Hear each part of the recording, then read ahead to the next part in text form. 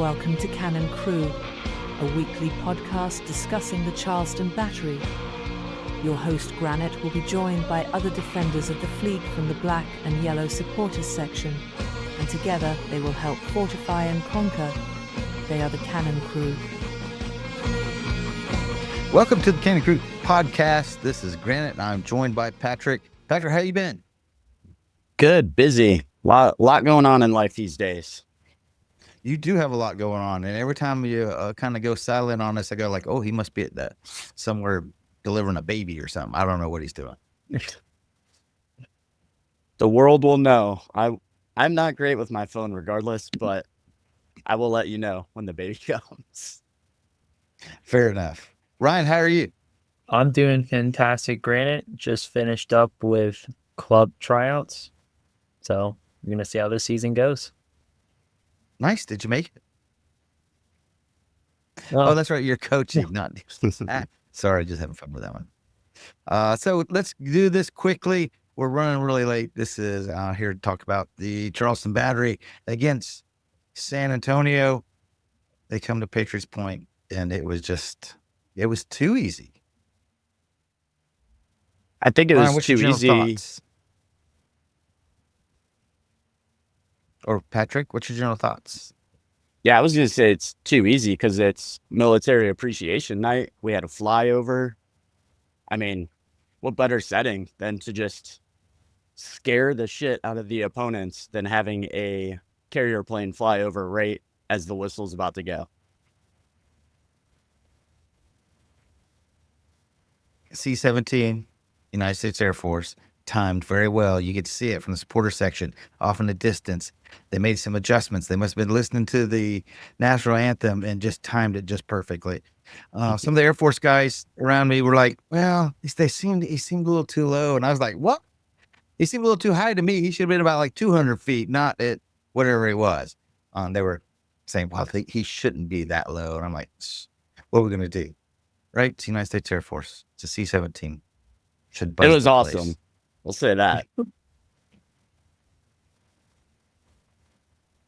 So Ryan, now to you. What are your general thoughts on the match? Thought it was it was a great game. Charleston side, obviously. Played great, maintained possession of the ball, get a bit of the time. It was still fairly 50-50 for the most part, though, when it comes to time of possession wise. But Charleston, again, just continued to exploit San Antonio's weaknesses. I think we carried that revenge vendetta from last year where they came in and they beat us 7-0. I didn't forget about that. I wouldn't have stopped against them either. I was hoping we scored more after we got 3. Okay, let's talk quickly about the last goal because I was listening back to some highlights and the announcer said, "Johnny Klein, super sub." What do you think? I love it. That's exactly how we need to portray these guys coming off the bench, and it's not how we need to portray them or anything, but it's giving them the recognition of what they are. Right? These guys are super subs coming off the bench. These guys are and should be starters on other teams in the league. We have a team where predominantly our entire bench is starters. You have that competitive edge with a championship caliber team, and that's what we have to offer and to bring to this league. So let's go back to the front end. So one of the things that really stuck out to me was clean sheet. We're back there with the back four that we've moved people around. Nate has finally come back as left back. Move Landry over to the right. And Joey and Edwards, they're just calm and cool and collected back there. I mean, it looked like those two have been a pairing for a long time. I've been amazed. And with Palpable behind him, cleaning up and doing some great shots, stopping. I think the takeaway for me from this match is not the 4 goals, because that's pretty cool, because we do well, but the clean sheet, that was huge for us going up against San Antonio, who was number 1 on the other side. I don't know why, because they really didn't play like it. Yeah, I'd say looking at Edwards come the end of the season, we'll look back and say he was probably our biggest signing of the year, simply for the fact that we had our 2 starting center backs, our defender of the year, our team captain missing, and we have this veteran come in and just take over that leadership role and really organize it. And you can see it with Joey's play. Like, he was a little rocky to start the season, but once Edwards is in there, there's that confidence built. Dos Santos Yep. is having that confidence on the wing to fly forward because our defensive line isn't creating these gaps to be exploited. They're covering for each other. And it really allows us to play how we play and play free and get these goals. And I mean, sucks for San Antonio, but you look at the other side of it, their center backs were having a hell of a time getting into arguments, losing their cool, just completely opposite of our defenders. So, I mean, I think Edwards is probably going to be up there for player of the season for us, just for what he's done in this time as of now. So do you think that he's added another level of competition for Leland and Yeah, I mean, most it's a Grant level. Caldwell? Yeah, it's a level we've been missing all last year too. Like, thank God we didn't have a guy go down for so long, but if we did, we were screwed. We were just going to try and outscore teams. But this year, we have that confidence to be very defensive and hold our line while allowing the majority of players to go forward and not have to just sprint back and cover. And how versatile is Landry? Because was he not? He was playing Nate's position, right? He's a midfielder. He's playing Nate's position on left back. Nate comes back, and we're flipping over to the right back. He's just all over the place. Had a fantastic shot at one point on goal, and he just those back four. I won't say back five. Our whole defensive wall back there was on display, and it was. I was very happy to see him work so well together. I think, Granite, that's a great point right there. And it's something that a lot of youth players need to take notice of, is that Landry has put himself in this position and made himself, in the eyes of Ben Pierman, has made himself a player to not take off the field, regardless of what position he says he plays. He is a player that you're going to fit somewhere on your field because you need him on the field, right? He has made himself that presence to where I am this good, or I can help my team in so many different ways. I need to be on this field, right? And that's what coaches look for. And a lot of players are coming, 18 to 16, saying that they play this one position. That's great. You're specific in that 1 to 2 positions, but can you be versatile and have the adaptability to be able to help the team out in this 1 or 2 positions? Because when colleges come looking, they look at the depth chart. They may already have their 6, but they may need a right back, and they see you play right back for this few minutes, and there's your offer. That's how it works sometimes. Not saying all the times, but sometimes. I think it works more than you think. Yeah. I was talking to Coach Robert. Everybody knows who Coach Robert is. And he, when he played, I think over in Russia, back when he was younger, he went in as a left back and then got there, and there was 3 or 4 left backs in front of him. And so he was so versatile, he could play, right back in midfield. And so that's where he slotted in, even though he was, hired on to be a left back. So I think you got to be able to play multiple positions, and he's showing how you can just take over the field no matter where you are. Yep. Yeah, and I think this allows players like Dos Santos to shine too, who gets forward the first 20, 30 minutes of the game, creates a chance, and gets fouled in the box, which leads to a penalty. And this gives the freedom to these outside backs to make these overlapping runs, and who, if they're technically more attacking forward or attacking minded, I mean, it's great to have as your outside back who has the confidence on the ball to take it and take on the defender. So, and it leads to these chances, exactly what we get. Penalty in the first 25 minutes. We see teams that do not use their backs as well as we do. And last couple of matches, our backs have not been, I don't think, had that freedom to go forward because we're a little hesitant. But now that I think we've shown more confidence in our center two, our center backs, then they're more available to go forward and more willing to go forward. It is nice to see Cal keep it within the goalposts for this one. Yeah, Cal got a brace. Well, it's hard. His second one was kind of difficult not to do that, right? Because it's a little tap in. That's always kind of fun to watch. Just he realized that he was kind of there sitting by himself with the ball at his foot, just kind of. I was hoping he'd backheel it in or something, but Now, I have a question. What do you make of Pyramid making 5 subs, but up the field? We're already kind of winning this game, and he puts on more attackers.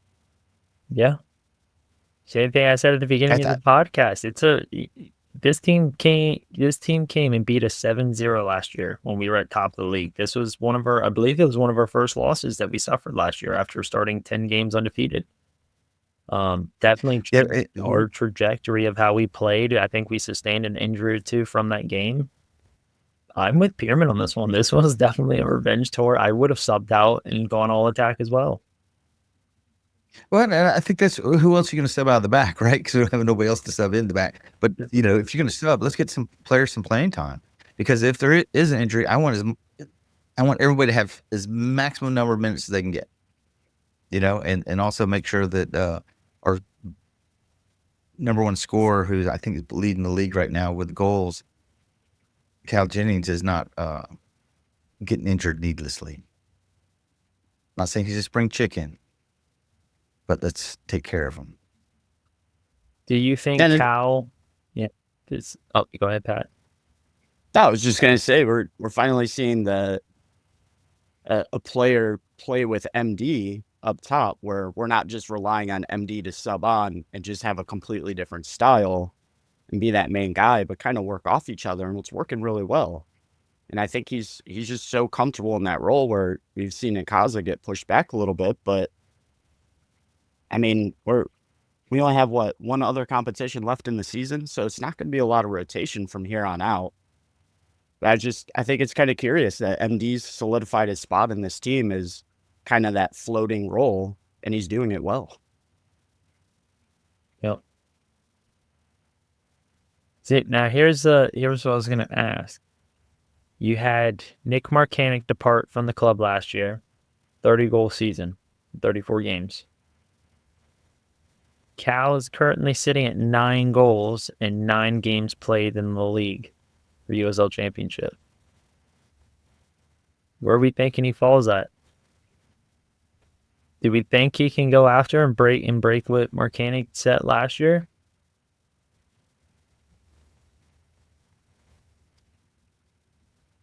Crickets. Yes, I think he definitely can. If he's also very unselfish, and so there's been some chances he probably could take it on his own, but he's laid it off to somebody else that has scored. I didn't see Nick as being as unselfish as Cal is, so maybe he needs to, if he wants to make that as a goal for him, he needs to keep the ball a little more sometimes. All right. Like it. It's a good take.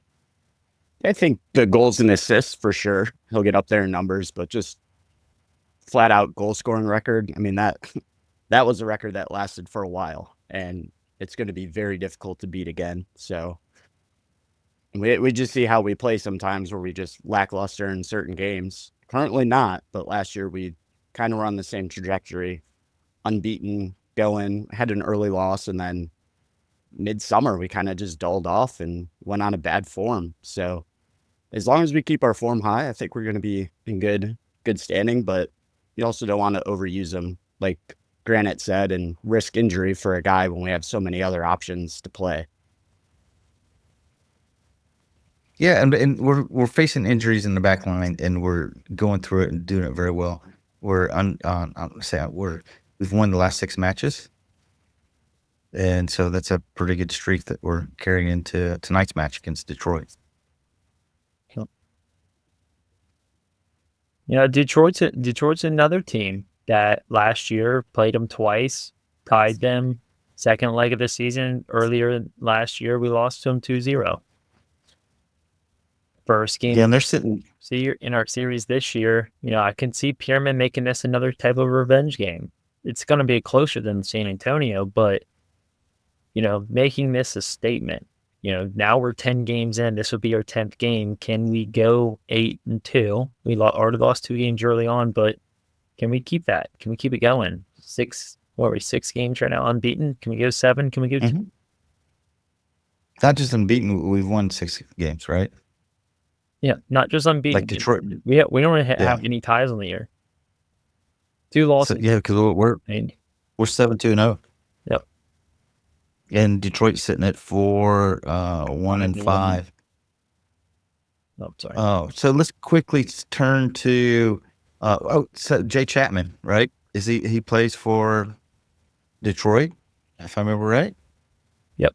So we might be able to see him tonight. It was heartbreaking when he left because I thought he added so much to the team. But the other thing, we had 2 players leave this last week or so. Drac and Soto left the team, and they've moved on to other clubs. Hopefully, they get some playing time and improve as players. And one of them we might see back, right? Soto went to the month next week. Yeah, next week. Yep.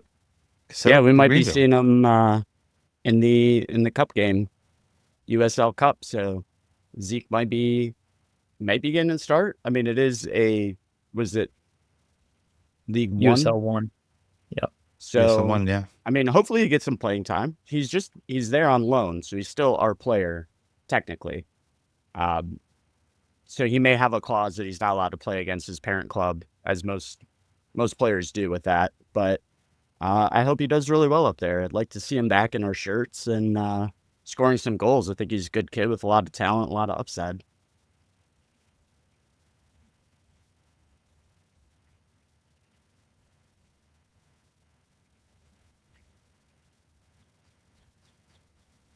And we're dead silent.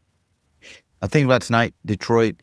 It's up there. Kickoff's at 1600, 4 o'clock for you people who go by normal time. It should be a pretty good match.